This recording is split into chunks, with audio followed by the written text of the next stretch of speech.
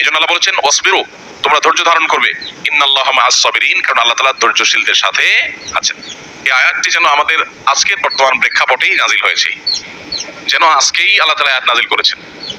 আয়াতের অর্থের দিকে যদি আমরা লক্ষ্য করি, আবারও দেখব আল্লাহর আনুগত্য, রাসূলের আনুগত্য করা, ভালো কাজ করা, সেগুলো আপন জায়গায় করতে হবে, কিন্তু এগুলো করার পাশাপাশি আরেকটা জিনিস এডিশনালি আমাদের করতে হবে, তা হলো কোনোভাবে নিজেদের মধ্যে বিবাদ বিতণ্ডায় লিপ্ত হওয়া যাবে না।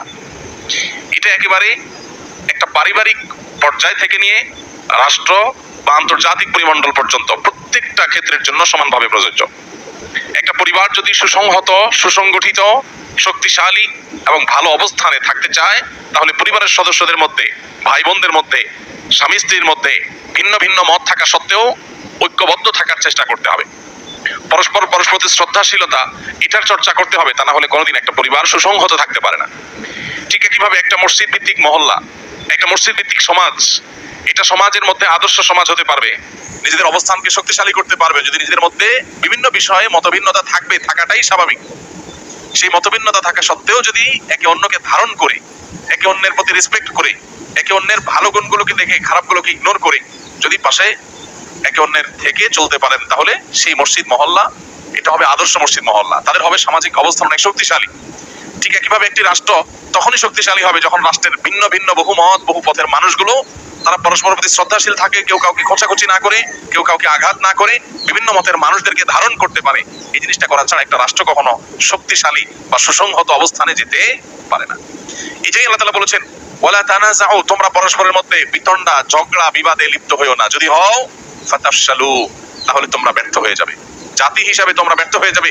ইমানদারদেরকে বিশেষ করে আল্লাহ তাআলা লক্ষ্য করে বলেছেন, এটি সবার জন্য প্রযোজ্য, যে কেউই যদি নিজেদের মধ্যে বিতণ্ডা লিপ্ত হয় তাহলে তারা ব্যর্থ হয়ে যাবে, তারা হেরে যাবে, তাদের অস্তিত্ব তারা টিকাতে পারবে না, এবং এর ফলশ্রুতিতে তাদের শক্তিটা এটা শেষ হয়ে যাবে, বাতাস ফুরিয়ে যাবে।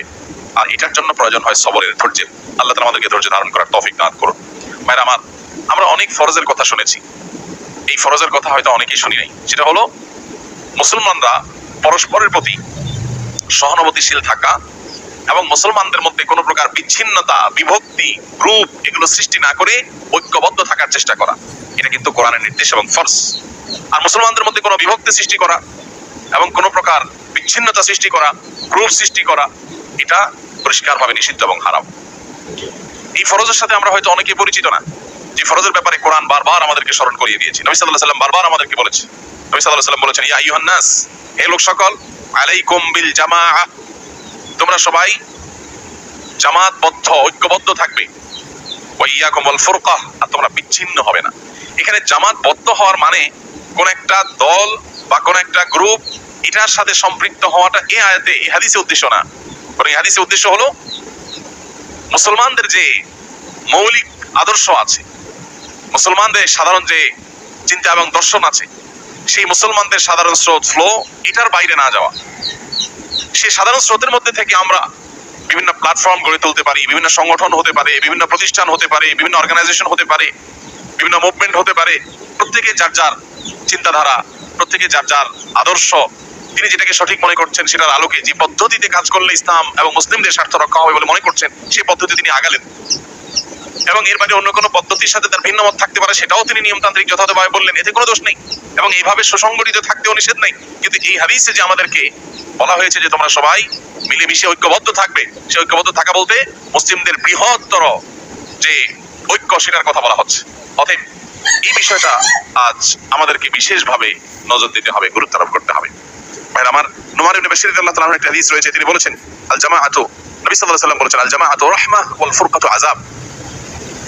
যে কোনো জাতি, আমরা আবারও বলছি, যদি এটি ইসলাম এবং মুসলমানদের বৃহত্তর জামাতকে, বৃহত্তর মুসলমানদের পুরো শক্তিকে বোঝানো হয়েছে, কিন্তু এটার ইমপ্লিমেন্টেশন যেই লেভেলে, যেই লেয়ারে, যেই পর্যায়ে হবে, সেখানে সুফল পাওয়া যাবে। একটা পরিবার যদি এটার উপর আমল করে, যেটা বলছিলাম একটু আগে, তাহলে পরিবার তার সুফল পাবে। ভাইদের মধ্যে বিভিন্ন বিষয় মত পার্থক্য থাকতে পারে, কিন্তু তারা বৃহত্তর স্বার্থে ঐক্যবদ্ধ, কাঁধে কাঁধ মিলিয়ে কাজ করে, এই ফ্যামিলিকে কেউ দুর্বল করতে পারবে না। সমাজে তারা মাথা উঁচু করে দাঁড়াতে পারবে। একটা সমাজ, একটা এলাকা, একটা মহল্লা, সেখানে বিভিন্ন মতের মানুষ আছে, সবাই যার যার মতের চর্চা করে, সবই ঠিক আছে, কিন্তু এরপরও মহল্লার বৃহত্তর স্বার্থে তারা সবাই ঐক্যবদ্ধ হয়ে কাজ করে, এদেরকেও কেউ দমিয়ে রাখতে পারবে না। ঠিক একইভাবে একটা জাতির উন্নতি, অগ্রগতি, সফলতার চূড়ান্ত শর্ত হলো তাদের ঐক্যবদ্ধ থাকা। বিভিন্ন মত এবং পথের মানুষদেরকে ধারণ করতে পারা, প্রত্যেকে যার যার মতের চর্চা করা সত্ত্বেও বৃহত্তর স্বার্থ ঐক্যবদ্ধ থাকা, এবং ঐক্যে ফাটল ধরতে পারে, ঐক্য নষ্ট হতে পারে সেরকম কথা, সেরকম কাজ পরিহার করা। বৃহত্তর জনগোষ্ঠীর বাইরে, বৃহত্তর জনগোষ্ঠীর চিন্তাধারার বাইরের কোনো কিছুকে পুশ করার চেষ্টা করলে ঐক্য বিনষ্ট হবে। এই বিষয়গুলোকে কোরআন এবং হাদিস বারবার করে অ্যাড্রেস করেছে। দেখুন, ইসলাম এমন এক শাশ্বত জীবন বিধান, আপনার জীবনে, সেটা ব্যক্তি জীবন হোক, পারিবারিক, সামাজিক, রাষ্ট্রীয় কিংবা আন্তর্জাতিক জীবন হোক, যেই কোনো পর্যায়ে আপনি কোনো সংকটে নিপতিত হবেন, আপনি কোরআন খুলবেন, সুস্পষ্ট সমাধান পেয়ে যাবেন। আজ আমরা যে সংকটের মুখোমুখি, আজ আমরা যে আশঙ্কায় প্রত্যেকটা মানুষ করছি যে আমাদের ঐক্যে ফাটল হয়ে যাচ্ছে কিনা, আমরা বিচ্ছিন্ন হয়ে যাচ্ছে কিনা, আমরা দুর্বল হয়ে যাচ্ছি কিনা, কোরআন সে কথা 1450 বছর আগে বলে গেছে। কি করলে আমরা দুর্বল হয়ে যাব, কি করলে আমরা শক্তিশালী থাকবো? শুধু প্রয়োজন সেটার উপরে আমল করা। আল্লাহ আমাদেরকে আমল করার তৌফিক দান করুন। ভাইরা আমার, নবী করিম সাল্লাল্লাহু আলাইহি সাল্লামের আরেকটি হাদিস সহিহ মুসলিমে বর্ণিত হয়েছে।